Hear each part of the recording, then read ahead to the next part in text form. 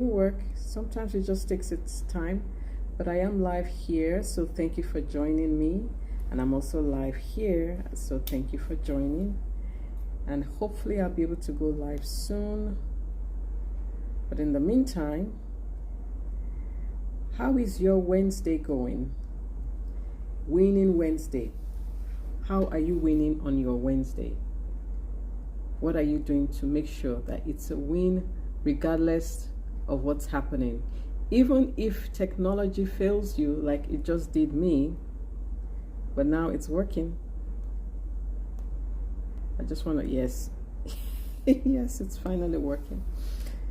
Okay, so yes, leadership.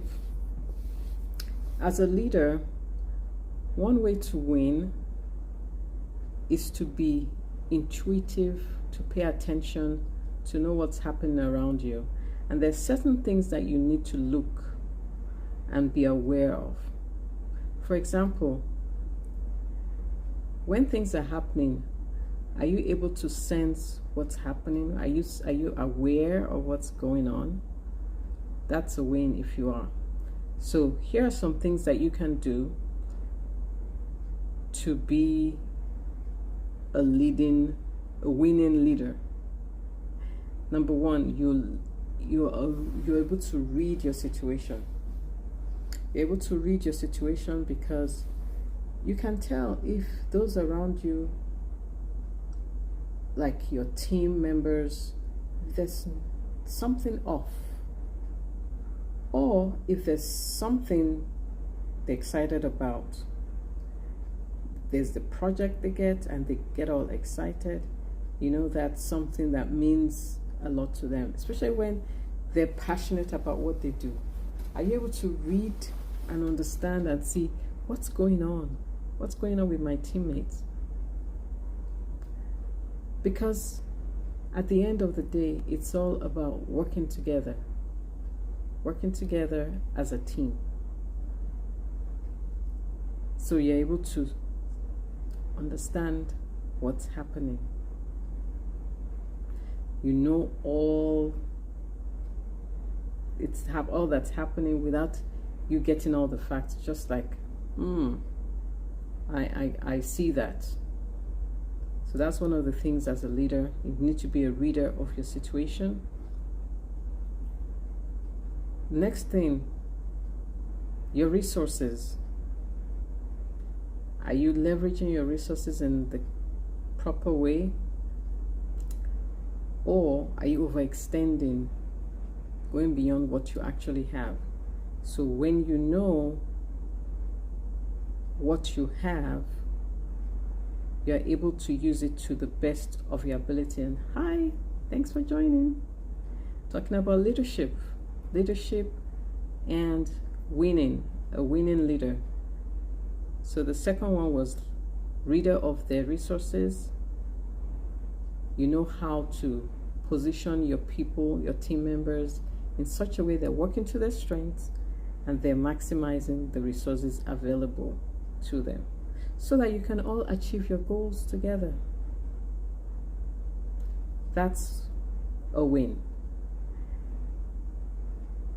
This one's a good one. You'll be able to read trends.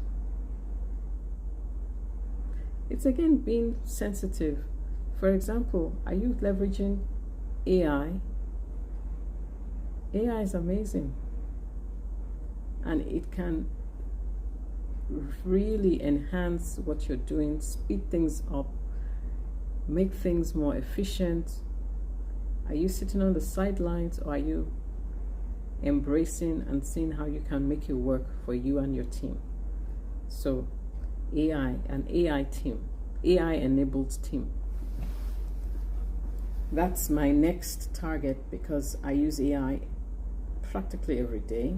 I leverage it. And so can you, if you're not already, and are you using it in the proper way, in the efficient way? That's another thing. So you're able to look ahead, like, okay, this is the trend, this is worth investing on, and let's make it work. So that's something you can look at. And another thing is, well, it's kind of tied to what I said earlier, but being able to read people. Are you sensitive to people? I know one of my bosses or leaders, my team leader, was able to read that.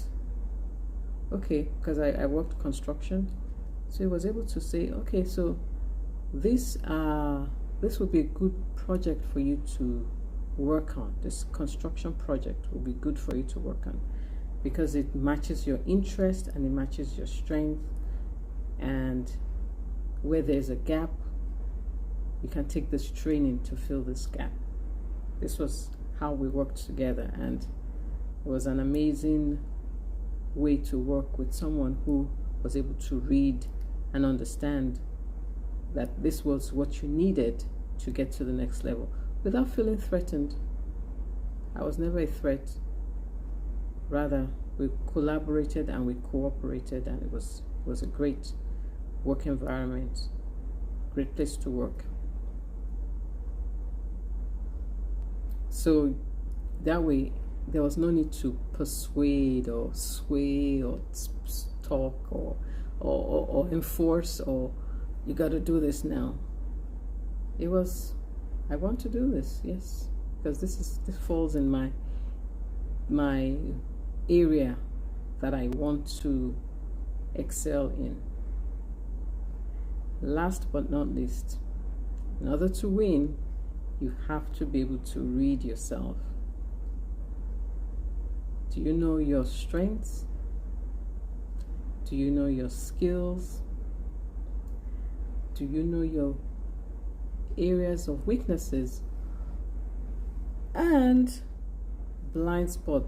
Blind spots could be tricky because they're blind spots. So you may not be aware of them, but you can have those around you share with you what you're missing and not take it personal. Because blind spot is usually an area of where you need to grow in. It's a blind spot. You're not seeing it. And they may point out to you that, you know, Tosin, this is somewhere you need to work on. So rather than get all defensive and upset and personal, just say, okay, I didn't see that. Okay, it's good to know. It's good to know. So, are you a reader of yourself?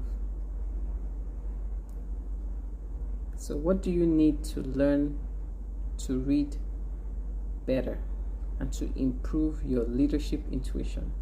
So let's go through the list again. Be a reader of your situation. Be a reader of your resources. Be a reader of trends. Be a reader of people. And be a reader of yourself. And that, my friend, is how you become a winning leader. Thanks. It's been a lovely evening. I'll see you